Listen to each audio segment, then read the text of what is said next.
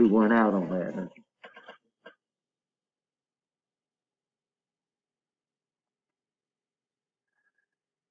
So we need to know a little bit about transformers.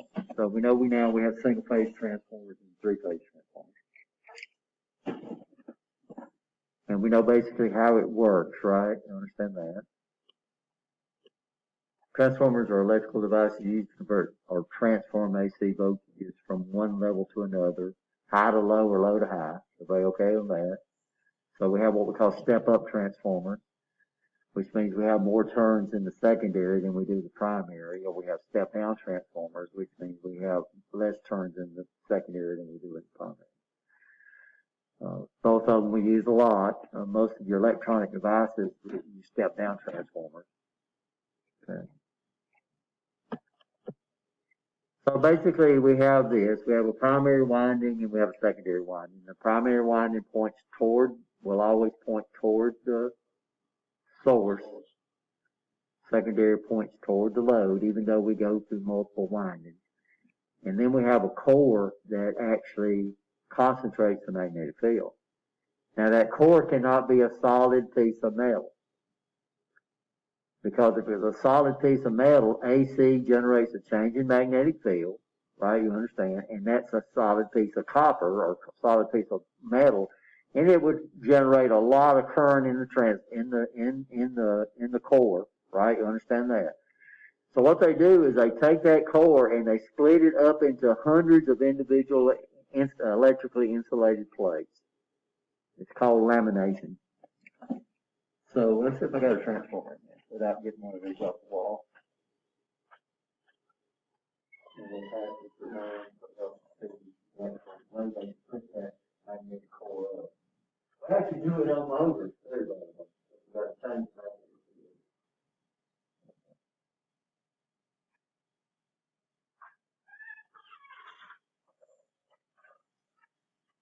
Record.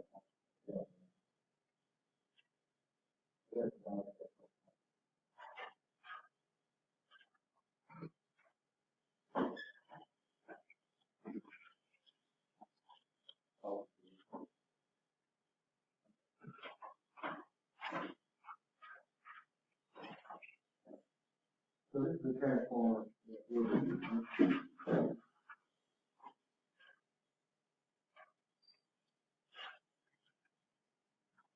We have one.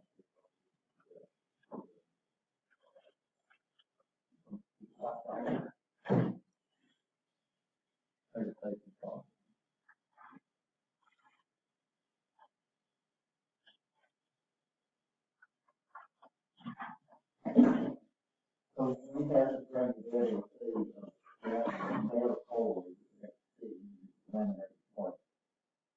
what it does is then the current each one of those plates will end up creating a lot of current. So this thing right here is divided up into, so this is laminated core. So we take it and do what? And they're electrically insulated between each other. So any current that's induced into this one because of AC is not added to that, and is not added to that, and is not added to that one. It prevents all this current from adding together. So the little bit of current that's induced in one is not added together and creating a lot of current, right? So understand that. So most everything that operates off of AC is going to use a lamination like that, even the core of an induction motor. So this is an induction motor rotor. So this guy here acts like a secondary of a transformer, right?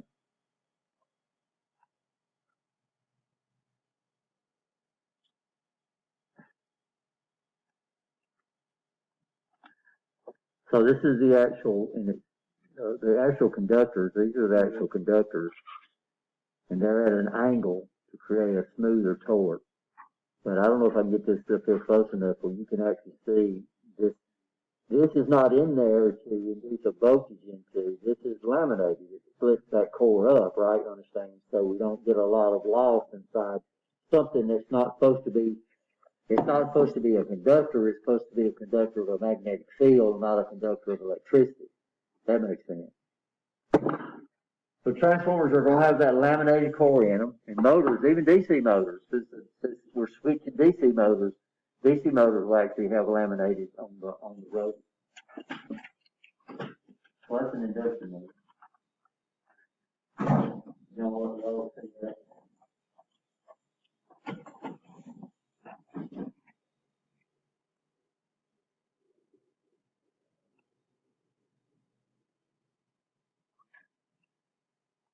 So everybody okay on primary winding, secondary winding, and the core, right?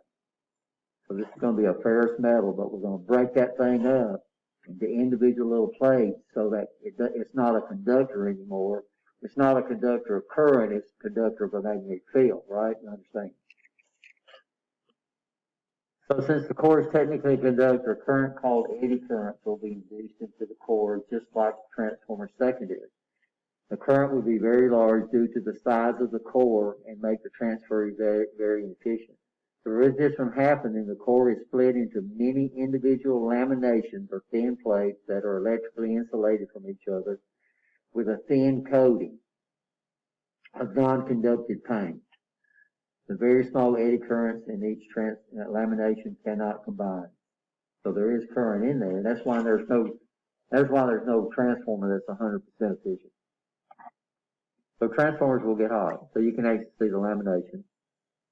Everybody okay? And then of course we have different cores. So there's a chunk of metal that's running through this, and of course all this. And sometimes they'll shield this because these transformers are very electrically, they generate a lot of electromagnetic interference. So a lot of times they'll put a piece of metal around it to keep that from getting out. So primary windings, secondary windings, everybody okay? Secondary current.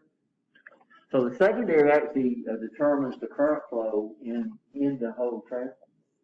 And of course, this looks like this is going to be a step down transformer because it's obvious that the primary. And by the way, the low voltage side will have the bigger wire. And why is that? The low voltage side will have the bigger wire. Okay. Because it is in power. Power equals P on the P. So the P goes down, the current got to go up, and why is the power to go up, right? So, you know, that's a down transformer, this is a transformer, that's supposed to be a wire, it's going to be up.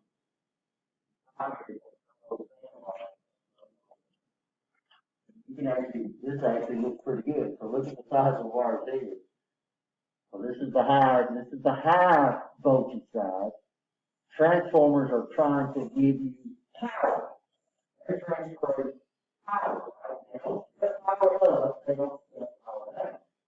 So basically, if the transformer is 100% efficient, if you turn a 100-watt light bulb on your house, that power comes to 100 watts.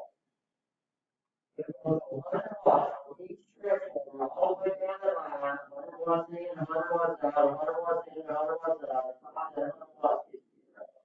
That's for most. And that's impossible. Most of the things are 100% efficient no matter what you read or what some idiot says you want to do.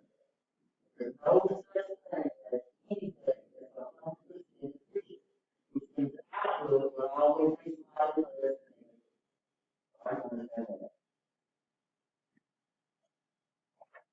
And I've seen that. I saw a guy who had a video of him having a generator, and he had a motor turning the generator.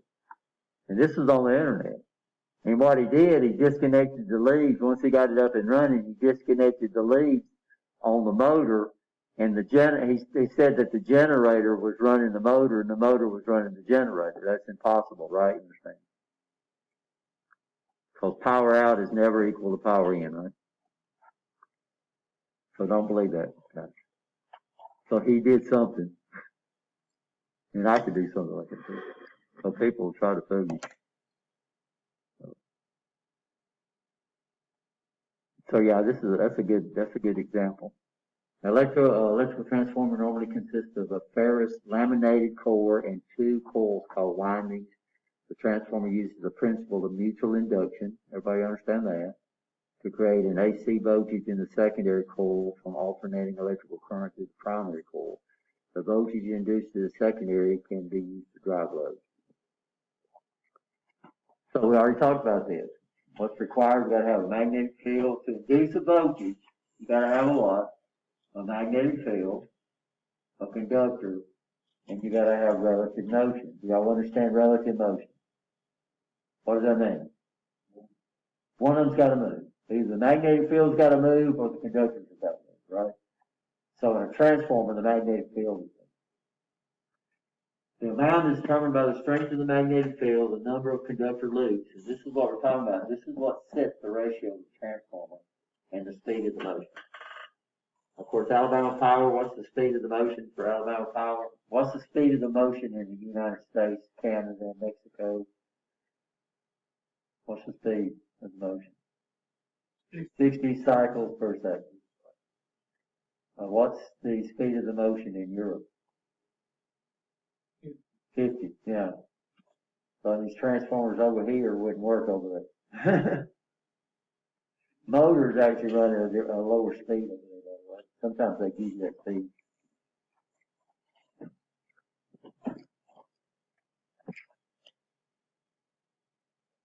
And they have one voltage in their house, by the way, over in, I know they do in Germany. Most Germany don't have a low voltage. It's 250, 240. So they must kill a lot more people over there than we do.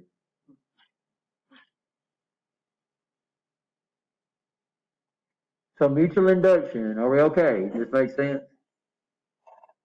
And what we do is we change the ratio of the primary to the secondary.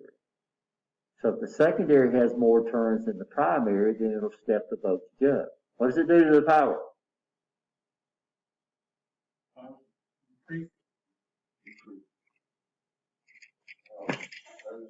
Power in equals power out. Y'all understand that? And that's a normal mistake that people make. So Alabama Power is giving us power. They, like I said, you turn a 100-watt bulb on your house, right? They give you that, they transmit it at 275,000 volts and the current's nothing, and then they keep stepping it down. Current keeps going up because they're transferring power, right? You understand that? And that's the biggest problem for people to understand. And it cost the guy here a job. I told you about that, right? Yeah, when we were hiring for the job that Allison got, a guy decided, and every time we do an instructor, we make them do a sample lecture for career tech. And this guy came from the city of Birmingham, and he decided to do his lecture on transformers to me. And what did he say the transformer did? Step the power up or step the power down? Did he get the job? No, he didn't. It does not step power up. It does not step power down. It steps the voltage up. If it steps the voltage up, the current in that winding goes down to deliver the same power if it was 100% efficient. Now, most of our transformers are well over 95% efficient now. But it doesn't, so I might need 100 watts over here, and I might have to put 101 watt in, right, to get that. But, so if the transformer is 100% efficient, then the power in and the power out are going to be equal. But that's the advantage. If I step the voltage up, it means the current's going to go down. Now I can transmit it, right? So hopefully I get that through. A transformer improves the efficiency, the transfer of energy from one coil to another by using a laminated core to concentrate the magnetic field. The primary coil creates a change in AC magnetic field that concentrated by the laminated core and induces an AC voltage in the secondary line. So transformer operation. Everybody okay? And this is really good. By the way, if we don't do something, notice the current flow, if they're wound the same direction, so when the magnetic field goes out of this one, it's going into that one. You notice that the current flow is in what? Opposite direction. Now, normally that makes no difference. So just because over here is a positive alternation, over here is a negative alternation, it makes no difference. Sometimes it's critical. And they'll put dots on the transformer indicating how to hook it up if you want the same phase out that you phase in. So if they wind them in the same direction, then the secondary will be 180 degrees, electrical degrees out of phase with the primary. But it usually makes no difference at all, especially power. Because power, you're paying for RMS, you're not paying for the negative alternation, you're not paying for the positive alternation, you're paying for. So normally it makes no difference.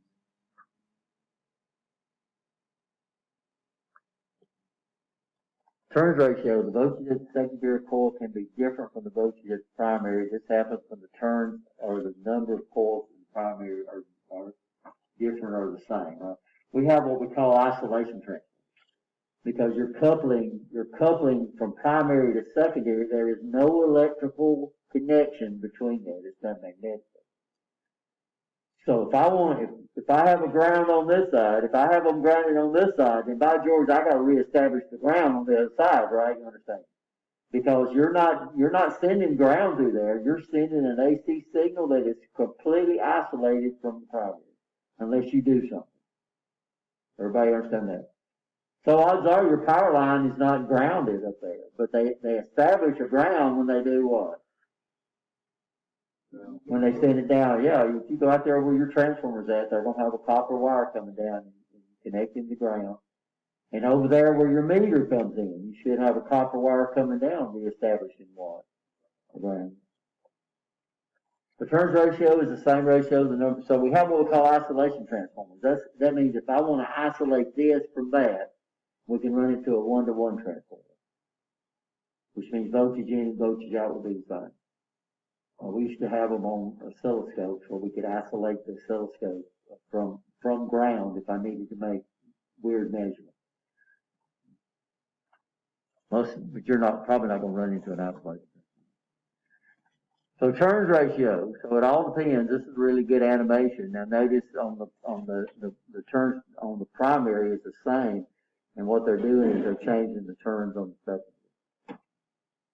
So if the turns on the secondary is greater than the turns on the primary, it's going to do what? It's going to step it up. If the turns on the secondary is less than the turns on the primary, it's going to step it down. Makes sense. So I don't know of any TVs that operates on that electronics in there operates off 120 volts. The large R is going to do what? It's going to do what? Step it down. This DC power supply right here. The maximum voltage I can get out of it is, I think, 15 volts or about 30 volts if I go all the way across it. 120 volts in. So it's got a transformer in here that does what? Steps it down. So you're not going to run into very many stepping. Our cars used to have coils in it. So I was popping this into the coil with 12 volts DC, and I was getting 42,000 volts on the output. What type of transformer did that have? That step up, had a lot of turns.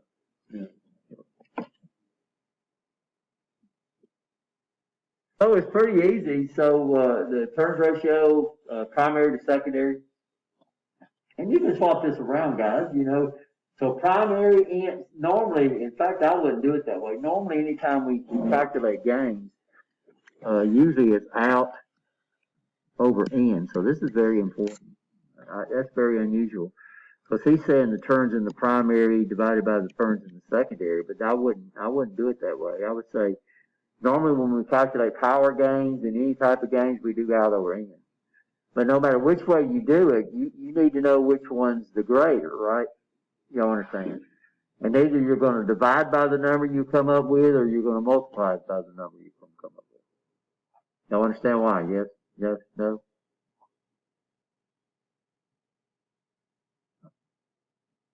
Michael understand. We okay? Yes? No? Need any example? Huh?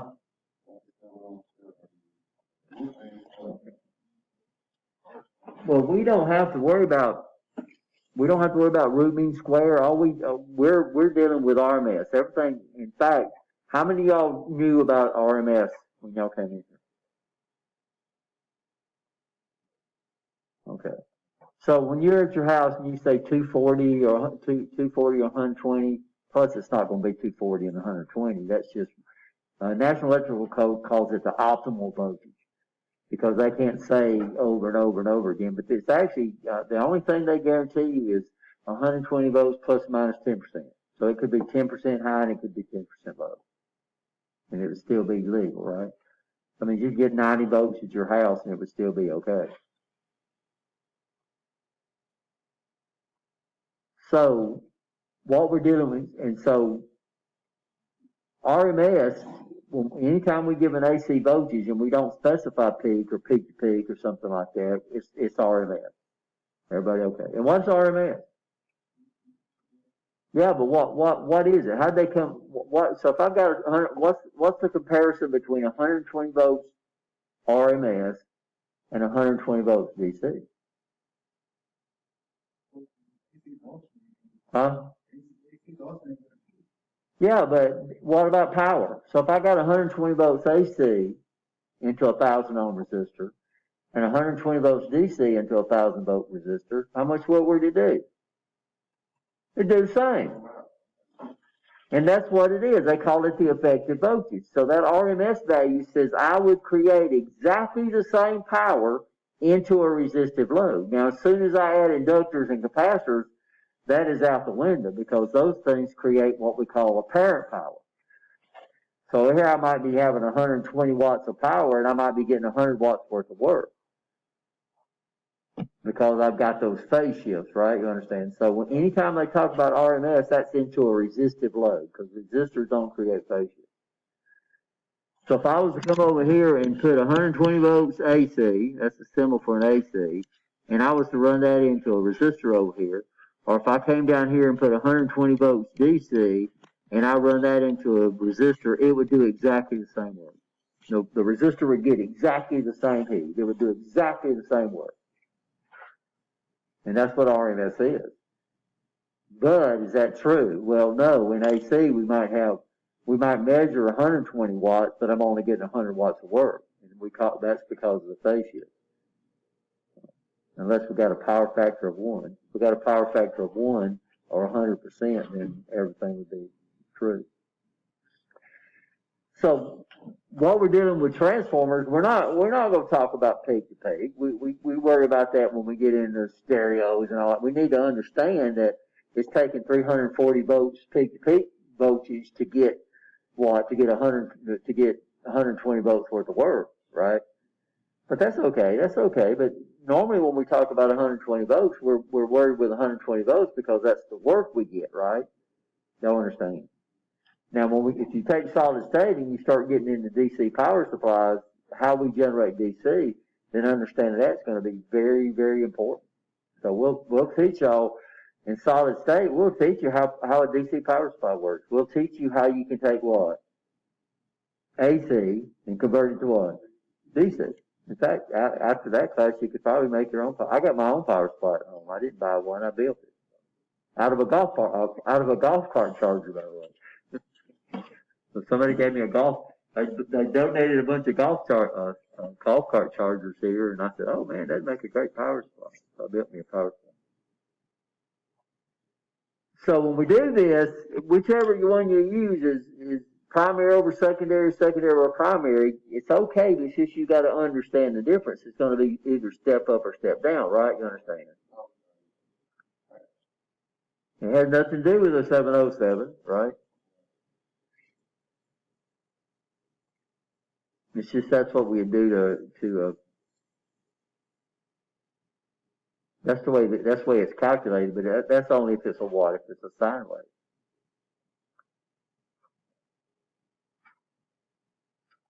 So let's say we come over here. Let's say we have a transformer, because we know about step down. So let's say we have a transformer that over here it's got. We'll do some easy ones. Let's say over here it's got 120 coils,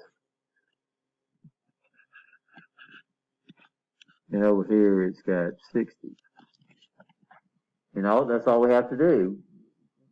If we measure the voltage, so, okay, what I would do, I would say 60, I'd take out and I'd divide by 20, and that would give me what? Okay, that's not volts. So I know this guy here is going to, so if I change my voltage, so no matter what, so let's say I put 1,000 volts over here. Well, I would take 1,000 volts and I'd multiply it by what? 0.5. That makes sense?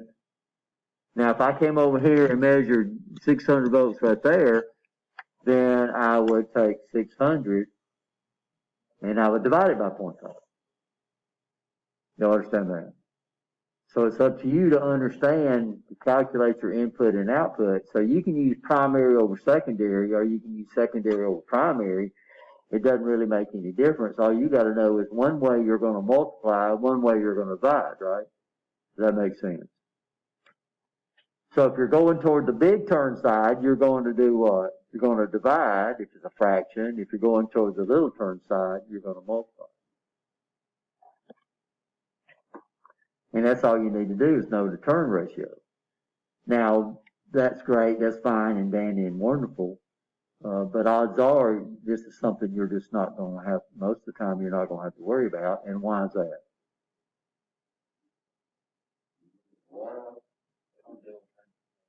Because you're going to buy a transformer that's got 240 in, 120 out.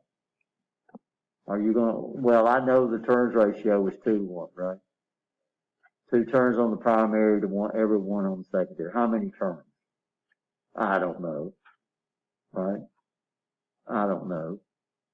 I know it's got resistance. By the way, a good way to, especially if you got a transformer out there, and this is what you got to understand too. So anytime we have a coil of wire, it has an opposition to it.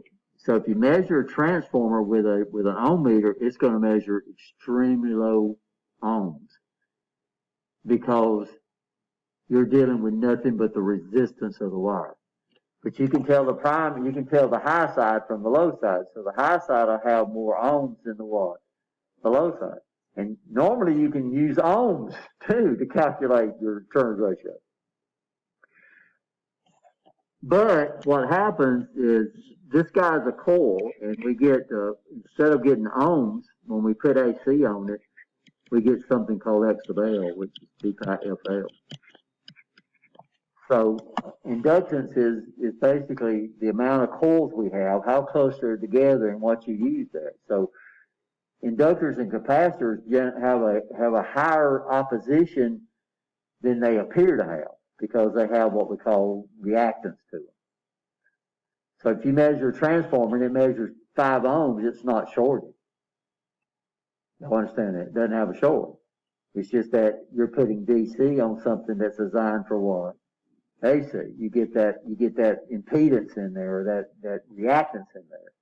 And the same thing's true on a motor. If you measure the coils on a motor, now you can tell if they're open with an ohm meter, but it's hard to tell if they're shorted unless you've got a transformer in there that's good, is good, right? You understand?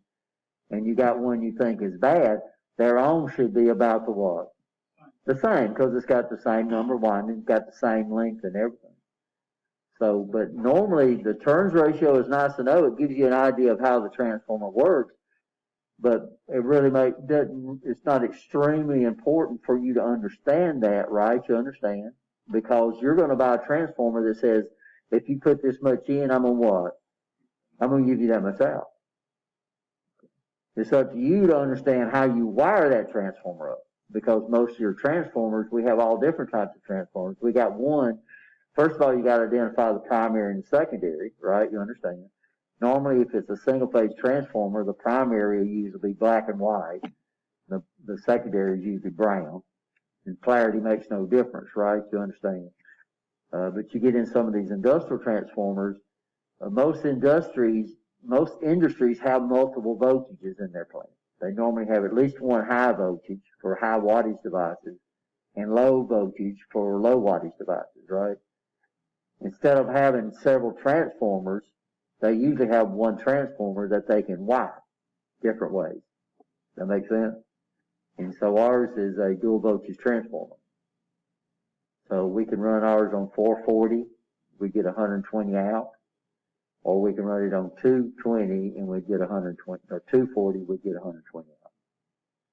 If we do what? If we wire it correctly.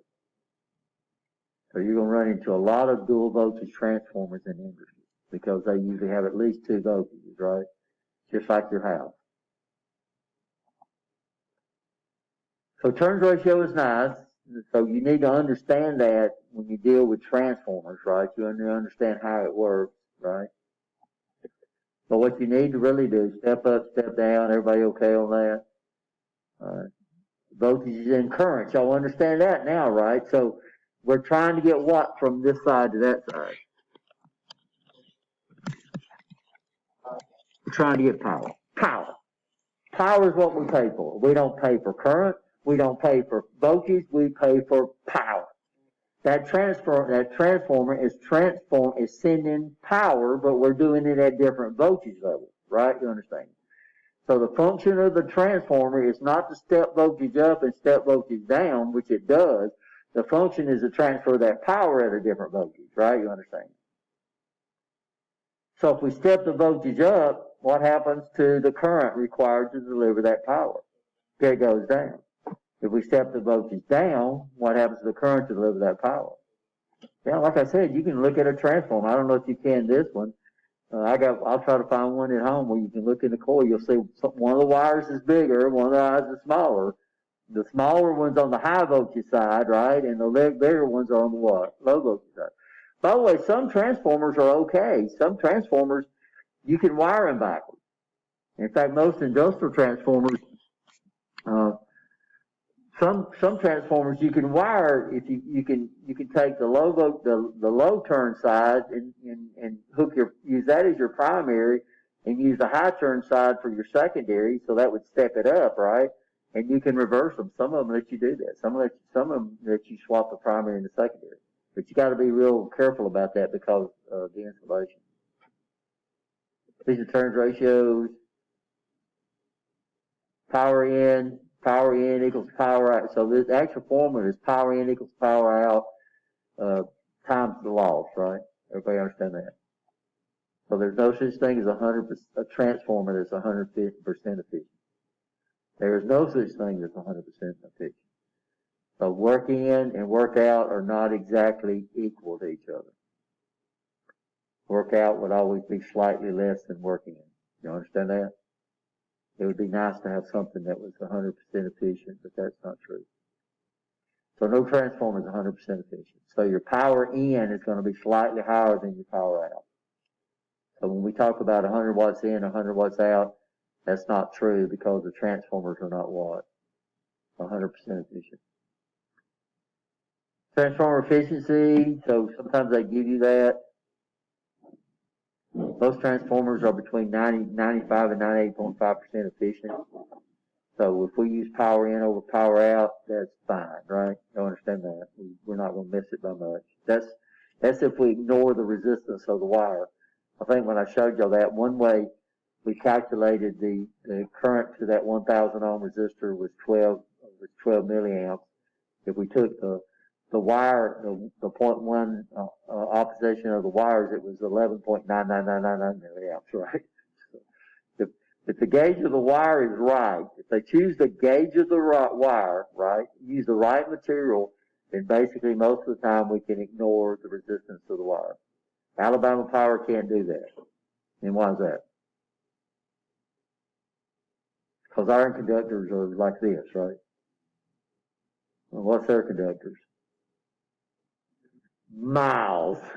So they're very concerned with what they call it line loss, by the way.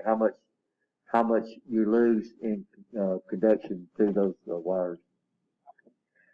So power transformers and control transformers. We're basically a control transformer is a transformer that's designed to run a control circuit. So the transformer that we've got would be called a control transformer. It usually has very low power ratings. I think ours is 750 something milli VA worth of power. I think you can get through there.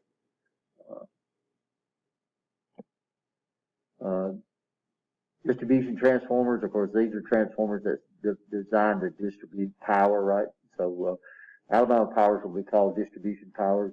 Isolation transformers, I already told you that. What's an isolation transformer? It would have a what? Turns ratio of what? 1 to 1, yeah. And it's strictly in there to isolate this AC from that AC, totally isolated. An auto transformer is a weird animal. And I don't know if we got a picture of an auto transformer.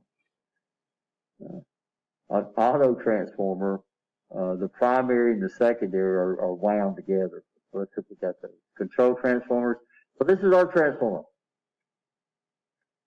So we have a dual voltage transformer, which means if it's correct, we could wire the primary at 2 different voltages and get the same secondary voltage.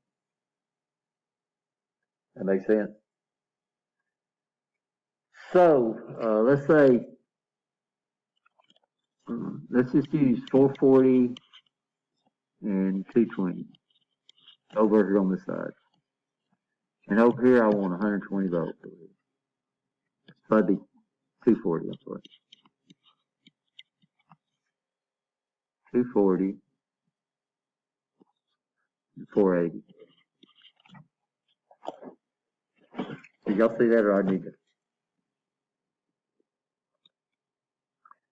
So what we're going to do is figure out how we can wire the primary to get 120 volts over here.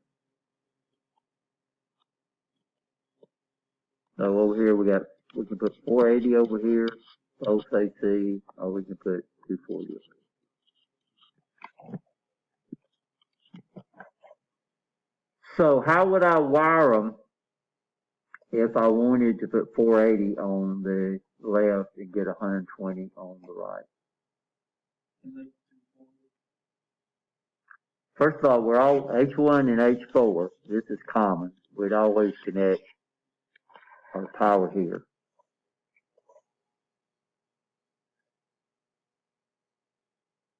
So when if I go from 480 to 120, do I want more turns in the primary or do I want less turns in the primary? More. So we'd wire in series. Make sense? Now notice the way they're crossed, and we'll show you why in a minute. Okay. So current in the primary would be less, right? So what we did there is we wired our primary like this.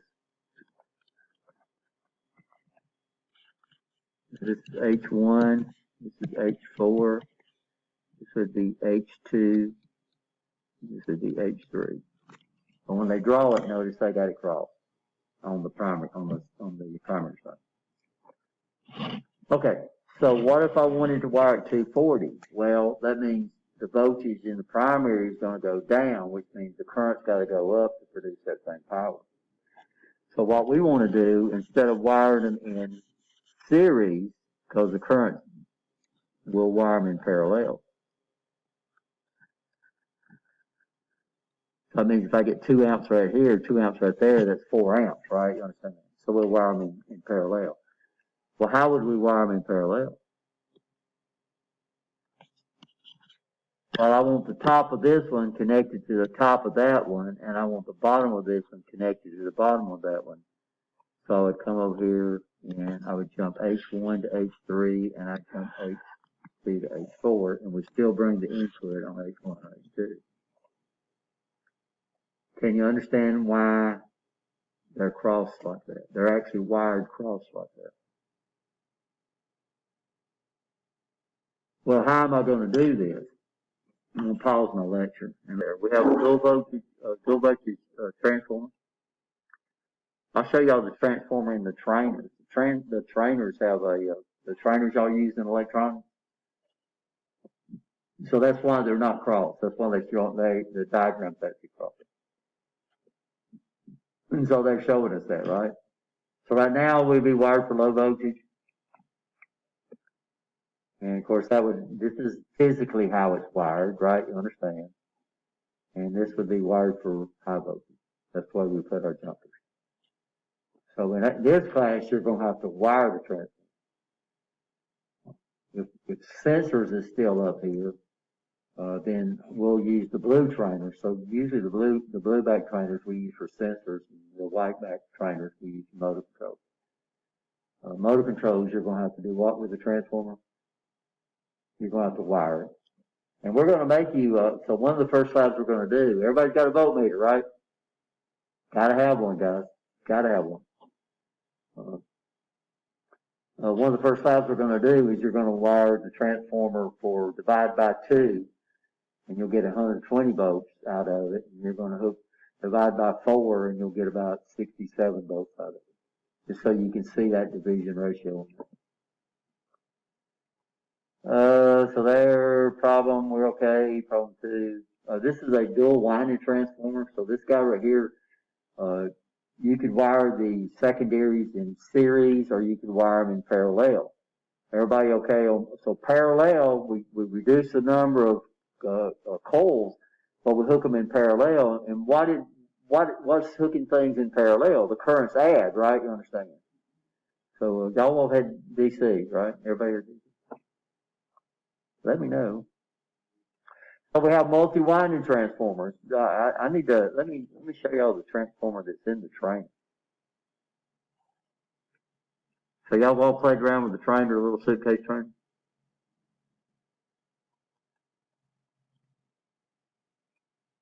That's what we call those trainers, or those power supplies, and that thing's really easy to fix.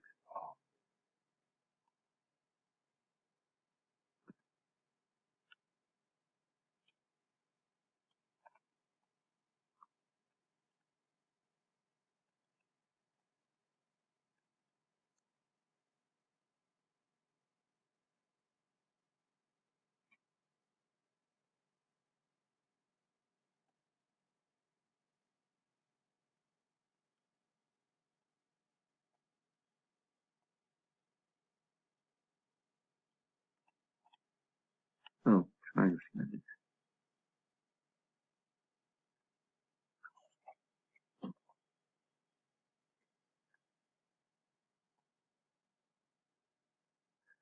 So this is all the function generator that generates all the sine waves and everything. This is the actual power supplies in the trainer. So here's the transformer right here. Here's the secondary. And it's got one, these are what we call center tap transformers. So it's got 3 windings in it. And this is what's converting AC to DC. And this is filtering it. And then these are what we call the regulators. So that's the electronic circuit that generates a 12 volt supply. This is a minus 12 volt supply. And these are the 2 variable supplies that y'all can do what to. Y'all can adjust them. But there's the transformer right there. So it's got coming out of the primary, you got 2 wires coming out of the primary. That's the little neon bulb, by the way, that glows when you turn it on. And we got 1, 2, 3, 4, 5, 6, 7, 8 wires coming out of the secondary. But it's got multiple windings to get all the different voltages that we need. And these are the little LEDs that turn on. So usually if the LED don't turn on, it usually means these regulators. By the way, we can fix these things. They're very easy to fix. So if you get one where it's not working, like like the 5 volt supply is not working, that's what's nice about the LEDs. If they don't light up, it usually means the power supply is bad. Don't take the dang thing and put it back, get another train. Let the instructor know. This has happened before. You know, I've taught a class and they say, well, none of those trainers work. And who have they told? So I guess they expect us to do what? Check them all the time. We don't check them. Y'all check them for us. So if y'all ever work in those labs and you get a trainer that's not working, tell the instructor. And we've got plenty of these things. They'll give you another one. Hopefully, you might have to tear your circuit down and rewire it, but at least you'll have a trainer that's working. Do that for us, and then we'll fix them. They're very, very repairable. We even got some of these transformers. slide. This guy right here.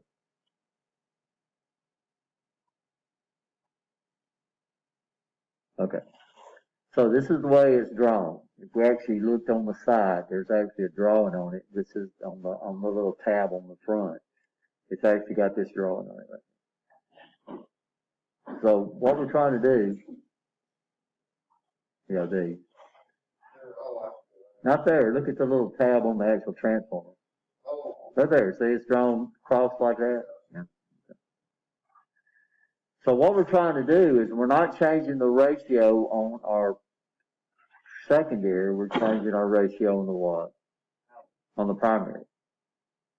So I'm either going to I want it to divide more. So if I wanted to, if my formula is out over n, okay, that means the more I add here, then we get a higher turns ratio, get a higher division ratio, right? So what we said is over here, I said what, 480? We'd have to look at the transformer if this worked good enough, 240. But over here, I always want what? 120. So this company has two voltages available. They want 120. You know, the predominant voltage out there for just about every personal item is 120 volts. But the company's got two voltages available. The further they've got to run it, the more likelihood it's going to run to the transformer with 480, right? What advantage does 480 have over 240?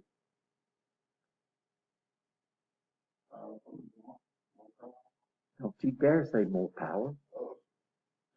What determines the power? The load. The load determines the power.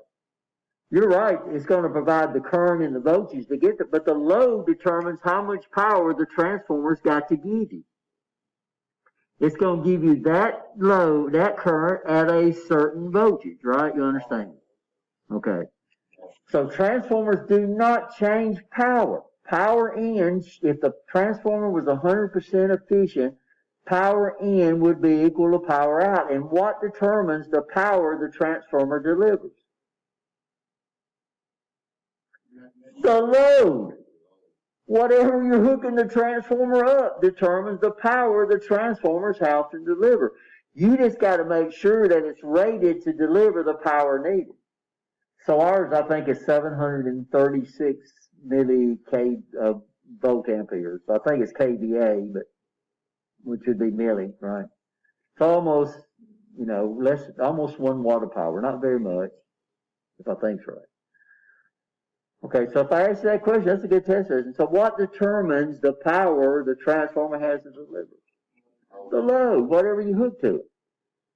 But we're going to give it to it at its required voltage, because if I come up here and hook this sucker up wrong, and I hook it up for 240 and I put 440 on there, I'm going to get 240 volts out, and everything out there is going to burn up, right? You understand? Because power varies with the square of the voltage, right? Because if voltage doubles, and the resistance out here don't change, then current's going to double.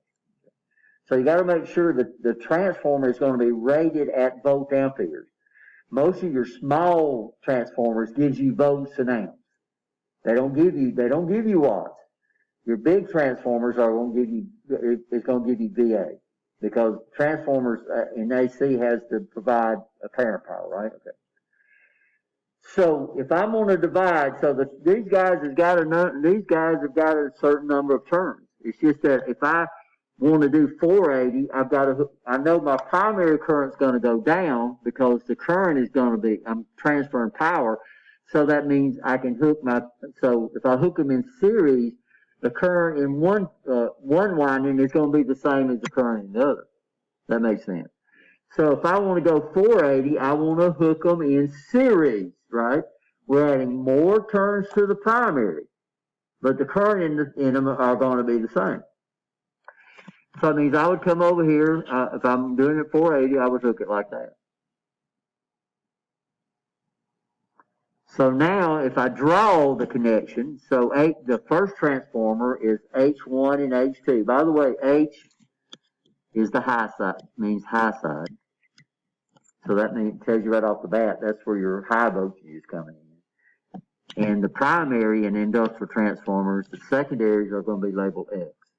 They're not going to be able to let L because L is the term we use for inductors. So your primary is going to be H1, H something, H1, this, right?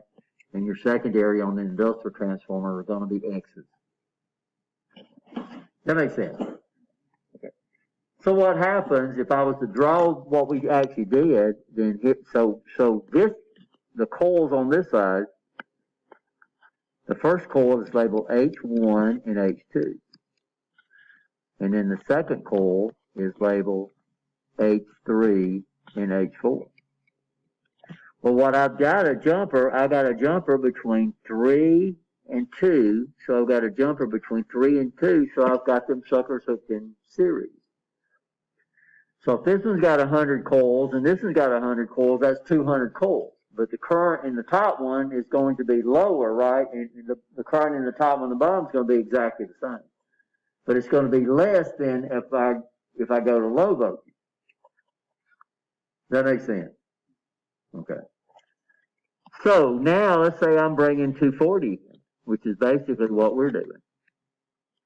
Then what I want to do is I want to hook them in parallel. If I hook them, so if this has got 100 turns and this has got 100 turns and I hook them in parallel, how many turns do I have on my primary? So over here, if this is 100 turns, if this is 100 turns, they're in series, then I've got 200 turns. Over here, if this is 100 turns and this is 100 turns, then my primary is seen as 100 turns. But now the current goes up. So here I might have 1 amp flowing through them in series. Over here I might need 2 amps, but that would still be 1 amp and 1 amp. So the coils are still seeing 1 amp. So my coils are rated at 1 amp, right? When I hook them in series, then that's 1 amp through both of them, but it's at a higher voltage. The primary is going to be less current. If I hook them in parallel, the current's still 1 amp in each one of them, but over here I have what? I have 2 amps over here. So the current through my primary goes up. So even though each coil said 1 amp, current in parallel does what? Add. So how am I going to do that without crossing wires? Well, I'm going to come over here. I'm going to take H1 to H3. So that's the top of this one to the bottom of that one. So that would be from here to here. So top to top, right? You understand?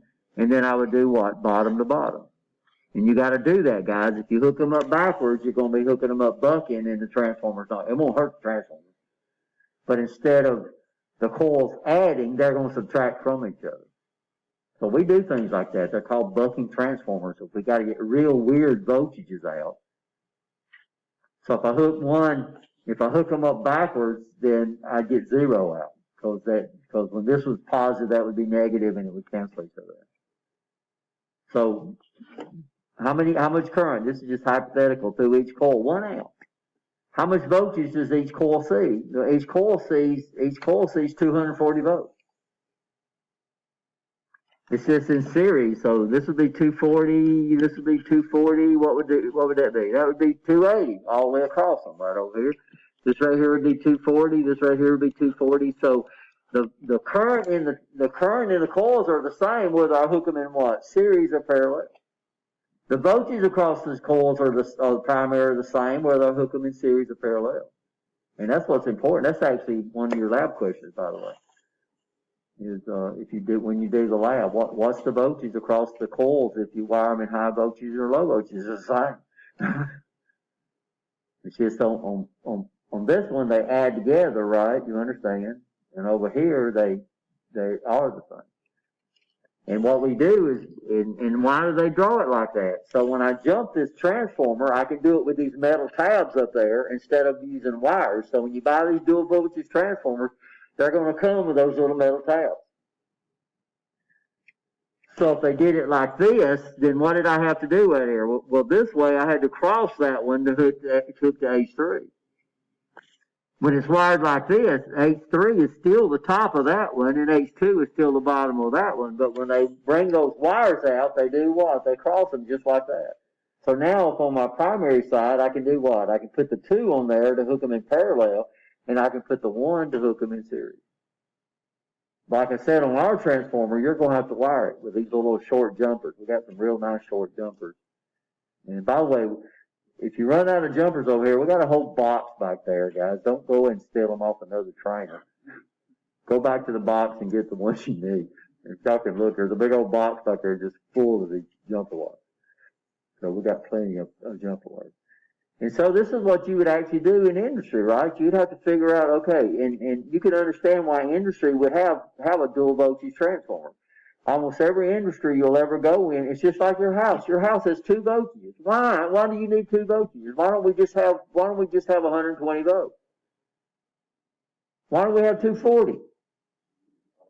What does 240 run? It runs your high wattage loads, right? You understand? So we can use smaller conductors to get it out to that outside air conditioner, right? To get it out to your water heater, right? You understand that? What are low voltage for? Well, low voltage, that 120 volts, is things that you can get to. So where's your 240 plugs at? Your 240 devices are either hardwired through a disconnect, or the plugs are down at the baseboard behind the appliance. So you literally got to pull them out to get to those plugs. Where's the 120 plugs at? Well, they're all over the place. Yeah, they're all over the place. They can't be random. You can have so many. You got to have so many. Sometimes they are. They're not supposed to be.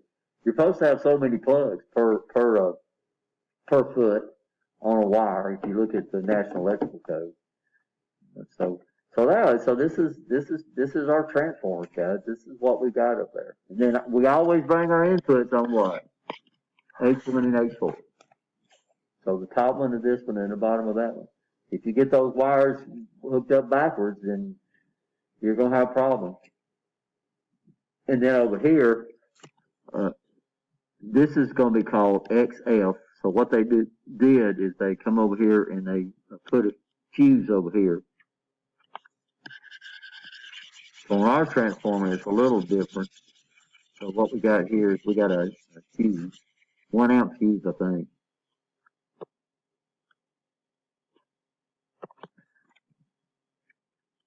So they got a fuse mounted on the transformer, so that's a symbol. And then right here, our terminal is going to be called XF, and then X2. So we're going to take this out, and this right here is going to become RL1 for our control circuit, and this right here will be RL2 for control, not for power, for control, right? And this gets our students confused because they'll see L1 and L2 and L3 over here on the 3-phase disconnect, and they think that's L1, L2 for your control circuit. It's not. Normally they change the name a little bit. So I think US Steel call theirs PL1 and PL2, so that you know that it's not the 3-phase L2, it's the single-phase control. And so we'll have 120 volts over there. So we do have to have a little bit of PPE. Everybody needs to have safety glasses, right? With the wraparound shield. Okay. And you need to have either leather gloves or rubber palm gloves. That's plenty for 120 volts and 208. You got no problem. No short pants. No sandals, right? Or flip-flops. No open-toe shoes. If you got long wavy hair. Normally if you got long hair, they want you to put it in a cap, right? Especially if you're working around motors. And don't wear ties. We had an instructor here that wore ties all the time. And he taught motor controls. And he got down, and his name was Mr. Tate. And his name was Robert Tate, but everybody called him Mr. Tate. He was a nice guy. And he leaned across the motor, and guess what happened to his tie? He got caught in the shaft. And it was like a 2 or 3 horsepower motor. Luckily, he had his hands, he had his elbows locked when it grabbed him, and it stripped his, right there where they sewed the tie together, it tore off on him. So normally you don't wear short sleeve shirts around long sleeve shirts around rotating machines. I don't know if y'all heard that or not, but you don't want to get anything caught in that if they get any guards. So that's basically transformers. Y'all understand turns ratios now, right? You understand that. But to you as a technician, you understand it, and you understand why the high side has a smaller gauge wire than the low side, because it's not transferring voltage, it's not transferring current, it's transferring what? Power, right? We either do it, and people say, what does a transformer do? It steps voltage up and down, but they don't understand if the voltage is stepped up, the current's going to go down to release that power. So it's doing two things. If it steps the voltage up, the current's doing what? Going down. If it steps the voltage down, then the current is going up. And what determines the voltage you need? What determines what voltage you need out of your transformer? The load, right. The power rating of the transformer. What determines the power rating of the transformer? The load, right? You got to make sure your transformer has the ability to pass that power, because it gets hot too, right? You understand? You don't want the windings on a transformer I think I showed you that. So the windings on a transformer uses magnetic wire, because it's got to get really, really good coupling between those windings. So magnetic wire, basically, the insulation on magnetic wire is almost nothing. Very, very thin. So this is magnetic wire, and this is my solenoid. This is magnetic wire. So if you looked inside a transformer, you're going to see this. Really, really thin. So by George, if you overload that transformer, it burns that insulation off, then you have either you're going to have a shorted transformer, or you're going to short windings together. If you short windings together, you just change your turns ratio, and the voltage is not going to be the same. So we really don't want to overload transformers, right? And that's why we're going to fuse them. And we're going to check our circuit, make sure we don't have short circuits before we hook them up. They burned up 3 transformers last class, and I don't know how. So hopefully we got enough. I would like us to make, since the class is so small, we should have enough. But that's magnetic wire. So most of these transformers are going to be sealed up inside plastic, so you can't. I mean, you could come up there and nick it, right? You understand? And you just change the ratio of the transformer just by nicking off that real thin insulation. And by the way, you can strip this. I've seen people strip it with a light. They get a lighter and just burn that insulation right off there. So, I mean, I don't recommend that.